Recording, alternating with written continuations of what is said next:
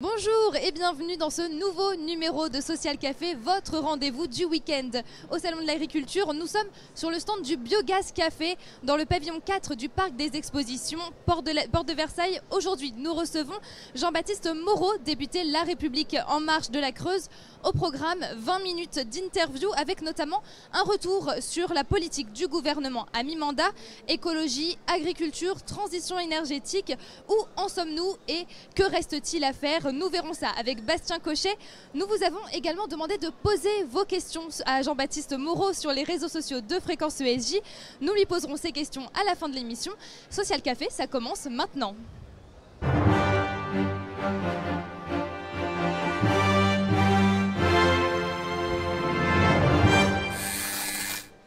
Bonjour Jean-Baptiste Moreau. Bonjour. Merci d'avoir accepté notre invitation. Avant de faire le bilan écologique du gouvernement, avec vous, on revient rapidement sur votre parcours. Vous avez 43 ans et vous êtes avant tout agriculteur. Vous êtes éleveur de vaches limousines. Agriculteur, c'était pour vous une vocation ? Oui, parce que j'ai une formation d'ingénieur en agronomie et en fait je suis revenu par choix sur l'exploitation familiale que j'ai reprise. J'ai travaillé un peu à l'extérieur, j'ai travaillé dans le conseil aux agriculteurs, notamment le conseil en élevage, après ma formation d'ingénieur, et je suis revenu reprendre l'exploitation familiale en 2006, oui, effectivement. Et pourquoi vous êtes engagé en politique ? Alors en politique, moi j'ai toujours été intéressé par la politique, mais j'ai jamais été encarté dans aucun parti, parce que la mécanique partisane du fait de faire en sorte que celui qui arrivait finalement aux plus hautes fonctions, c'était pas le meilleur ni le plus compétent, mais celui qui savait lécher mieux les bottes aux bonnes personnes au bon moment, ne m'intéressait pas tellement. Donc voilà, j'ai regardé ça de façon abstraite, et puis après j'ai contribué au programme agricole d'En Marche. J'ai envoyé un certain nombre de contributions toute l'année 2016. Je me suis engagé dès le départ. La personnalité d'Emmanuel Macron m'intéressait, sans le connaître. Est-ce qu'il y a eu un élément déclencheur ? Oui, clairement. C'est ma rencontre au Salon d'Agriculture, justement, en 2017, alors que Emmanuel était à l'époque candidat. Et effectivement, ma rencontre sur le centre d'interprofession bovine, où on a pu échanger pendant une demi-heure, où on a déjeuné ensemble, et voilà, où j'ai vu quelqu'un qui s'intéressait vraiment à ce que vous disiez, qui rebondissait sur ce que vous disiez, qui savait voir où étaient les vraies problématiques, m'a donné envie de m'engager derrière lui, effectivement, à ce moment-là. Donc vous n'avez jamais été engagé dans un autre parti, vous n'avez jamais soutenu un autre parti ? Non, j'ai fait des campagnes pour des copains qui étaient plutôt au Parti Socialiste. J'ai un père qui a été 40 ans militant au Parti Socialiste, donc voilà, j'étais plutôt proche de ces idées-là et de la gauche, mais j'ai jamais été encarté, effectivement, dans un parti politique, et j'ai jamais été élu, ni conseiller municipal, ni rien de tout ça. En 2017, vous êtes donc élu député de la Creuse. Vous êtes membre de la commission des affaires économiques. Est-ce qu'on peut dire que vous êtes un peu l'atout de La République En Marche sur toutes les questions agricoles ? Je me suis beaucoup impliqué sur ces questions-là. C'est les questions que je maîtrise le mieux. Et c'est ça aussi qu'on voulait faire avec En Marche, c'est d'avoir des gens qui connaissaient, qui savaient de quoi ils parlaient, qui n'étaient pas juste en politique, qui avaient fait de la politique leur métier, mais qui avaient eu une carrière professionnelle avant, qui en auront une autre après, parce que je ne compte pas faire de la politique jusqu'à ma retraite, loin de là. Donc voilà, c'était cette idée-là, et effectivement je me suis beaucoup occupé des questions agricoles. J'ai notamment été rapporteur de la loi qui a suivi les états généraux de l'alimentation en 2017. Vous comptez tout de même vous représenter aux prochaines élections législatives ? Oui, ça je le ferai, parce que c'est ce que j'ai toujours dit. Je me suis présenté, j'étais président de coopérative, président d'abattoir avant. J'ai eu d'autres engagements collectifs, au service du collectif, pas politique, mais au service du collectif.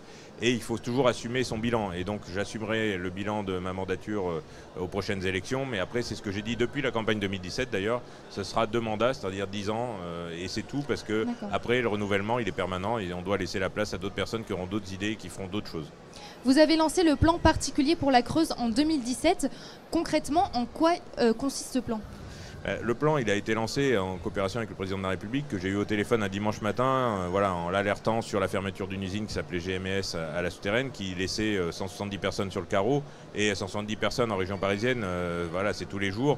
Sauf que nous, en Creuse, sur 118 000 habitants, avec la plus grosse entreprise qui doit avoir 400 salariés, c'était la deuxième plus grosse entreprise du département qui disparaissait. Donc c'était vraiment quelque chose d'inquiétant. Et donc le président de la République m'a dit, on va vous confier à l'ensemble des élus du département, des associatifs, des chefs d'entreprise. Vous allez me faire des propositions de différents projets, et puis l'État sera là pour accompagner ces projets et pour essayer de redévelopper un département comme le département de la Creuse. Et quel type de projet vous avez eu par exemple ? Il y a eu pas mal de projets, notamment sur tout ce qui est formation. On a un lycée des métiers du bâtiment dans le sud du département, où un certain nombre de formations sont en train d'être mises en place sur les bioconstructions, sur les constructions innovantes, pour justement attirer des élèves un peu de toute la France et pour essayer de les garder sur le territoire et de créer un savoir-faire sur ce territoire.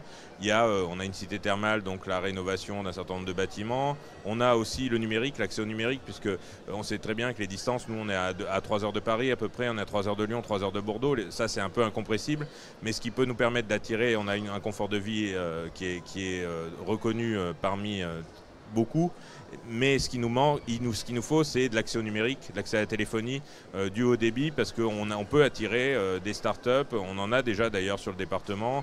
Ça a fonctionné ce plan ? Oui, ça fonctionne. L'État, il y a 10 projets qui ont été retenus pour un montant global de 80 millions d'euros. L'État a mis 10 millions d'euros pour le fibrage, c'est-à-dire qu'au lieu d'être fibré en 2026 ou 2028, on va être fibré, l'ensemble du département va avoir la fibre dès 2023, et donc ce qui va permettre aujourd'hui d'avoir des gens qui peuvent venir s'installer pour fonder des startups, pour faire du commerce en ligne, des choses comme ça, qui est aujourd'hui le principal source de développement du département. Merci Jean-Baptiste Moreau. Merci à vous.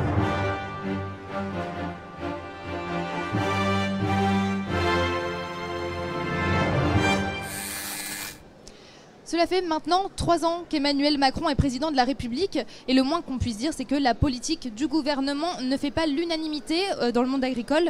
On fait le point sur les actions de la majorité à mi-mandat avec Bastien Cochet. Bonjour. Bonjour Manon Blangis. Bonjour Jean-Baptiste. Bonjour. Comment on vit le désamour des agriculteurs lorsqu'on fait partie de la majorité La République En Marche? Alors le désamour, je ne qualifierais pas ça de désamour. Il y a des attentes fortes. Il y a aussi la reconnaissance d'un travail qui a été fait autour des États généraux de l'alimentation. Je pense que la profession en est complètement consciente. On a remis des acteurs qui ne se parlaient plus depuis des années autour de la table. On a mis en place une boîte à outils. Maintenant, une boîte à outils, elle marche et elle fonctionne que si on se sert des outils, et les outils ne fonctionnent pas tout seuls. Donc il faut que la profession se saisisse des outils qu'on lui a donnés. Il y en a un certain nombre de métiers qui s'en sont saisis. Il y a un certain nombre de filières, notamment la filière lait, où ça va déjà mieux aujourd'hui que ça allait il y a 2 ans. Mais voilà. Après, on parle d'un désamour parce qu'il y a quand même des actions importantes de la part d'agriculteurs, de groupes d'agriculteurs. Par exemple, votre domicile a été emmuré. Non, c'est pas mon domicile, ma permanence parlementaire. C'est pas pareil. À Guéret, oui. Voilà, c'est quand même des actions violentes. Est-ce que on vous fait sentir que vous êtes un peu un traître dans le milieu agricole? Il y a quelques-uns, oui, mais enfin après c'est le jeu syndical et ils savent aussi venir me trouver quand ils ont besoin, quand il faut intervenir pour avoir l'ensemble du département reconnu pour la sécheresse. Là, je suis beaucoup moins un traître. C'est le jeu des syndicats. Les syndicats sont toujours là pour essayer on va dire de challenger les élus et les députés. Mais moi, peux toujours me regarder dans une glace et depuis 2 ans et demi, je ne ménage pas ni ma peine ni mes efforts pour justement sortir ce monde agricole et notamment le monde de l'élevage bovin-viande dont je viens et que je vis depuis que je suis tout petit, de l'ornière dans laquelle il est, mais depuis une vingtaine d'années. C'est une crise structurelle que traverse ce monde-là depuis 20 ans. On a apporté un certain nombre de solutions, mais on ne résout pas une crise de 20 ans en l'espace de 6 mois ou même d'1 an. La loi, elle a été promulguée en novembre 2018.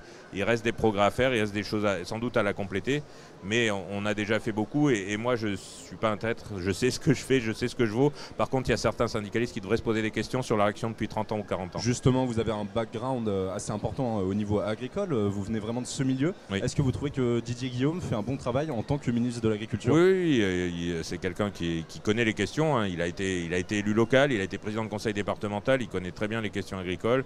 Il y travaille d'ailleurs depuis longtemps, hein, en tant que sénateur, en tant que président de conseil départemental. Donc voilà, il se saisit des problématiques, mais comme je le dis, on ne résout pas des dizaines d'années de crise en l'espace de 5 minutes. Il y a des enjeux européens. Vous verriez à son poste? Alors, moi, non, j'ai absolument aucune ambition. Je me trouve très bien au poste où je suis en tant que député de la Creuse. Je suis beaucoup plus libre et je n'interviens pas que sur l'agriculture d'ailleurs, hein, sur le numérique, sur un tas d'autres questions, sur la laïcité aussi, qui est un de mes chevals de bataille.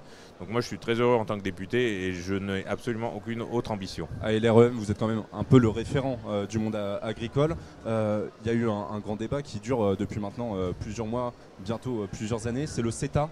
Vous avez été pour le CETA, vous êtes opposé au Mercosur. Oui. Pourquoi cette différence? Parce que tous les accords ne se valent pas. Le CETA, vous avez un seul pays déjà en face, c'est le Canada. Mercosur, vous en avez 4 en face. Le Brésil, l'Uruguay, l'Argentine et j'ai oublié le 4e. Voilà, à chaque fois, ça me le fait. Mais bon, c'est un autre État d'Amérique du Sud. Donc vous avez 4 États sur le Mercosur, alors que sur le CETA, vous en avez qu'un. Le CETA, vous avez une agriculture canadienne qui n'a certes pas les mêmes normes que l'agriculture française, mais qui a une traçabilité, une sécurité sanitaire qui n'est plus approuvée. Par contre, le Mercosur, et ça, c'est pas moi qui le dis, c'est des députés européens, le député Michel Dantin, lors de la précédente mandature, avait été faire une enquête au Brésil notamment et avait déterminé qu'il n'y avait absolument aucune traçabilité sur les produits agricoles au Brésil. Donc, mais ce que reproche la plupart des agriculteurs au CETA, c'est pas la traçabilité, c'est plutôt la concurrence déloyale de ces pays, et donc là le Canada. Mais la concurrence, elle n'est pas déloyale. La preuve, ça fait 2 ans et demi que le CETA s'applique. On a augmenté de plus de 10% les exportations agricoles. Ça a permis notamment de vendre toute la poudre de lait qui encombrait le marché du lait aujourd'hui au niveau européen et qui pesait sur les prix du lait. Et aujourd'hui, la filière lait va beaucoup mieux grâce notamment au CETA. Ça, on ne le dit pas souvent, mais le fromage, on a exporté beaucoup plus qu'avant la signature du CETA. Et de la viande, grosso modo, on n'en a pas importé beaucoup plus. C'est pas un envahissement du marché européen par la viande canadienne. Ça, c'est pas vrai et c'est pas leur objectif. Ils hormonent, on interdit l'importation des agriculteurs. Non, mais elles sont pas envers le CETA sont pas justifiées. Non, elles sont pas justifiées. Elles sont pas justifiées. J'essaye de l'expliquer à chaque fois que je le peux. Aujourd'hui, le CETA n'est pas un danger. Ce manque de compréhension chez les agriculteurs qui continuent à être assez peu concernés par cette question. Parce que la crise agricole, elle est profonde et elle est là depuis longtemps. Et les prix de vente ne sont pas à la hauteur depuis longtemps. Mais la principale concurrence à ce niveau-là, elle n'est pas aujourd'hui au niveau du CETA, elle est principalement européenne. Les distorsions de concurrence, les distorsions fiscales, sociales et environnementales, elles sont bien davantage au niveau européen qu'au niveau international extra-européen. Alors justement, en parlant des prix, il y a eu la loi Egalim suite aux états généraux de l'alimentation. Aujourd'hui, on est à peu près plus d'un an après cette expérimentation. Est-ce que ça porte vraiment ses fruits ? Ça commence à porter ses fruits. Il y a l'augmentation du seuil de revente à perte, l'encadrement des promos. Donc on a libéré de la pression qui pesait sur les produits agricoles, sur le prix des produits agricoles. Mais le problème, c'est qu'il faut de la contractualisation entre la base d'Egalim, c'était le producteur propose à son premier acheteur un contrat sur la base d'un indicateur de coût de production qui est déterminé par l'interprofession. Or, il y a bien des filières aujourd'hui où ce premier contrat, il manque. Ça marche dans le lait, ça fonctionne. On a des AOP qui ont mis en place des contrats et qui se développent.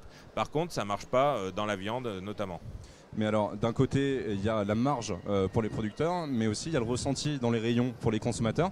Là, on a vu des baisses, mais de quelques centimes, parfois très peu. Est-ce qu'on peut imaginer, avec le temps, que ça s'améliore? Est-ce que ça va pas assez vite? Alors, ça va certainement pas assez vite dans la redescente de la valeur aux producteurs. Sur le consommateur, il y a eu assez peu d'impact sur la loi Egalim parce qu'il y avait notamment Leclerc qui expliquait que les prix allaient augmenter de 10%. C'est faux.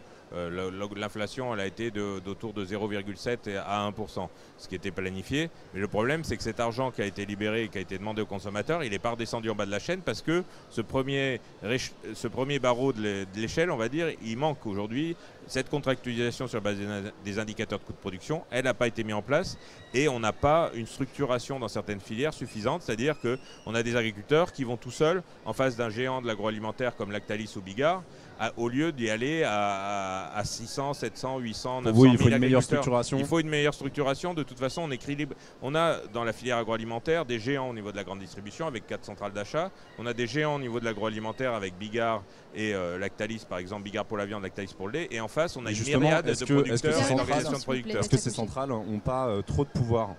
Mais oui, mais le problème, c'est qu'on ne va pas dissoudre une entreprise. C'est des entreprises, bien sûr, sans doute, il aurait fallu réguler avant. Mais avant, on n'était pas élu. Donc on ne peut pas être accusé de ce bilan-là. Simplement sur la question, une question qui a agité aussi le début du quinquennat d'Emmanuel Macron, c'est l'interdiction du glyphosate. Il a déclaré il y a 2 jours que d'ici 2021, ce ne serait pas possible. Pourquoi on met autant de temps ? Et pourquoi on sent que le gouvernement traîne un peu des pieds? Rapidement, s'il vous plaît.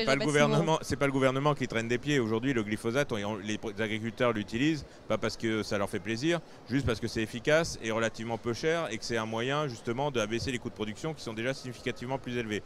Donc sur le glyphosate, on n'a pas dit que c'était impossible. On va interdire la majorité des usages, mais il y a quelques usages aujourd'hui. C'est ce que le président a dit depuis le début. On interdira les usages, mais on ne va pas laisser des filières entières dans l'impasse. Il y a quelques types d'agriculture, l'agriculture de conservation des sols sol qui est extrêmement vertueuse parce qu'elle permet la captation de carbone dans les sols. Si elle n'a plus de glyphosate en 2021, elle disparaît. Alors on va privilégier des agricultures qui utilisent beaucoup plus d'énergie fossile, de gasoil et autres pour labourer, juste pour interdire un produit qui globalement n'a pas fait preuve de son danger systématique, et on va le substituer par d'autres produits encore plus dangereux. Ça n'a pas de sens. Aujourd'hui, il faut être pragmatique et faire des choses dans un délai de temps qui est possible et qui est compatible avec une économie, parce qu'on a besoin, notre agriculture, elle est importante pour avoir notre autonomie alimentaire au niveau français et européen. Merci Jean-Baptiste Moreau. Merci à vous. Merci Bastien Cochet, merci Jean-Baptiste Moreau. Merci.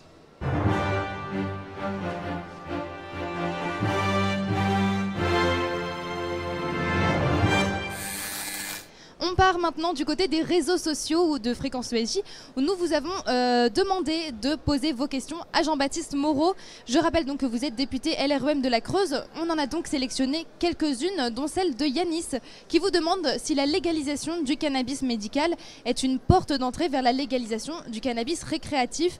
Vous, personnellement, je rappelle que vous avez défendu la légalisation du cannabis médical. Tout à fait, oui. Je suis rapporteur même d'une mission parlementaire qui vient d'être créée il y a à peine un mois sur l'évaluation des intérêts des différentes catégories de cannabis. Donc le thérapeutique, ce qu'on appelle le bien-être, qui est une autre catégorie qui n'a pas d'effet psychoactif, psychotrope, pardon, psychoactif si, mais qui n'a pas d'effet euphorisant, on va dire.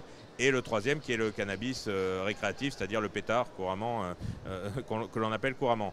Donc le thérapeutique, il est important parce qu'il y a des malades qui sont en souffrance aujourd'hui, qui sont en impasse thérapeutique, où on met des doses de morphine importantes avec des effets secondaires catastrophiques, qui peut être remplacé par du cannabis thérapeutique, qui aura des vertus de soulager davantage. Je pense à de la sclérose en plaques, je pense à des maladies comme ça, sans effets secondaires notables. Mais après, la mission, elle a aussi pour but d'étudier le reste, parce qu'aujourd'hui, on a grosso modo en France la politique la plus répressive en matière de trafic des stupéfiants et notamment de cannabis. Pour vous, il faudrait légaliser le cannabis la plus grosse consommation récréatif ? Je sais pas, oui, enfin...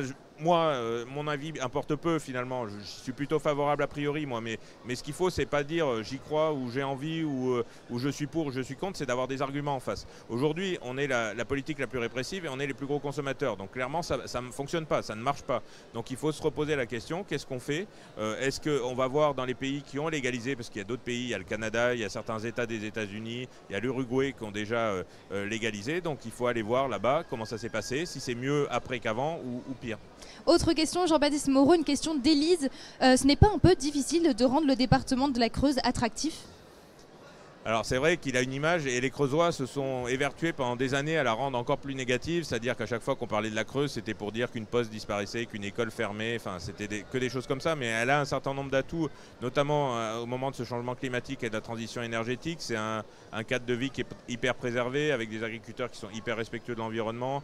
Voilà, pour élever des enfants, c'est quand même un cadre idéal. J'ai une petite fille de 8 ans, voilà, elle sort quand elle veut, comme elle veut, il n'y a aucun... Enfin voilà, on est un des départements les plus sûrs de France et on a un cadre de vie, voilà, une nature préservée, des sports de nature, du VTT, voilà, des choses comme ça qui sont relativement intéressantes, je pense, pour tout citadin. Dernière question de Inès. Est-ce que le biogaz, c'est une solution dans l'avenir pour sauvegarder l'agriculture française ? C'est une solution, évidemment. Le biogaz et les biocarburants, c'est effectivement une possibilité de fabrication. Moi, j'ai des amis qui ont des méthaniseurs aujourd'hui. Ça peut permettre effectivement, d'une part, de stimuler un peu de production et de faire une source de revenus supplémentaire et complémentaire à des productions comme la viande bovine, comme le lait ou comme d'autres productions qui sont déjà en place. Merci Jean-Baptiste Moreau. Merci à vous.